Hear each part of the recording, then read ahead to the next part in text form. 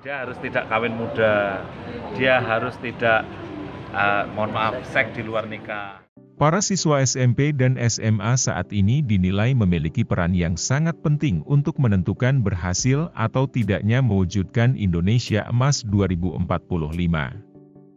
Oleh sebab itu, Badan Kependudukan dan Keluarga Berencana Nasional mengajak para siswa menyiapkan diri melalui program Sekolah Siaga Kependudukan saat mengunjungi Sekolah Menengah Pertama Negeri 1 Metro di Jalan AR Prawira Negara, Kelurahan Metro, Kecamatan Metro Pusat, Senin 6 Februari 2023. Kepala BKKBN, Hasto Wardoyo membeberkan pentingnya penerapan program SSK. Menurut Hasto, SSK merupakan program yang dirancang untuk mewujudkan Indonesia Emas tahun 2045. Untuk itu, para pelajar diminta memiliki kesadaran yang tinggi tentang pentingnya penerapan program SSK. Dijelaskan Hasto, urgensi dari penerapan program SSK di sekolah adalah upaya mencegah pergaulan bebas anak yang dapat berdampak pada hal-hal negatif. Para siswa juga harus tidak kawin muda atau tidak melakukan seks di luar nikah. Hasto mengatakan, idealnya program SSK dapat diterapkan pada seluruh sekolah setingkat SMP dan SMA yang ada di kota Metro. Dirinya juga menerangkan tentang pentingnya materi pelajaran kesehatan reproduksi.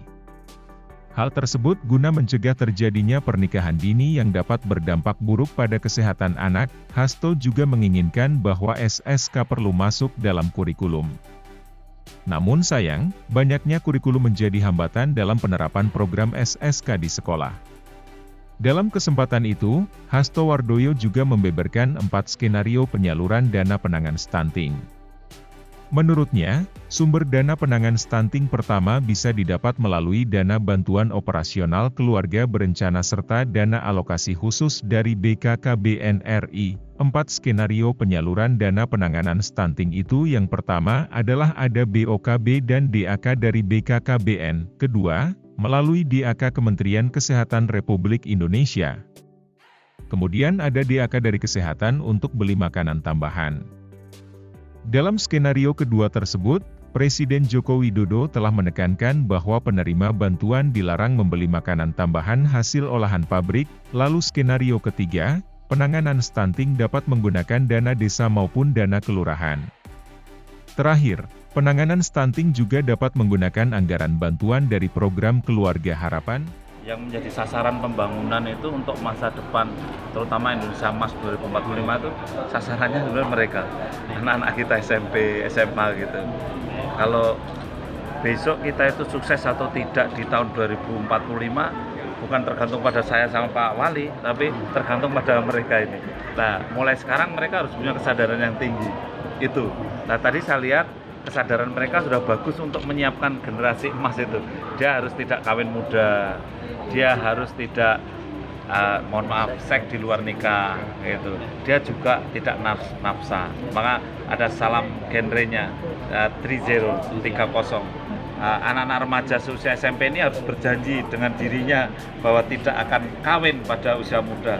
Nah, itu contoh aja, contoh yang sepele itu. Yang lainnya kan banyak yang harus dipelajari adik-adik untuk menyadarkan bahwa Indonesia Emas ada di tangan dia. Ya, karena sekolah ini adalah umumnya masih anak-anak remaja semua dan dia yang menjadi memikul beban masa depan. Idealnya harusnya semuanya semua itu sekolah, sekolah, ya? iya harusnya kalau di intrakurikulernya nggak cukup waktunya ya ekstrakurikuler atau ya kan ekstrakurikuler itu non kurikuler ya, sehingga kan bisa di luar jam. Sebetulnya kan ada pramuka, dia juga bisa masuk di sana gitu. Sebetulnya itu pelajaran kesehatan reproduksi itu penting karena kita banyak sekali yang mengalami seks deviasi. Dalam arti banyak anak-anak remaja kita itu yang seksnya itu ya menyimpang, dalam arti menyimpang bukan kelainan tapi ada yang hamil di luar nikah, ada yang begitu-begitulah.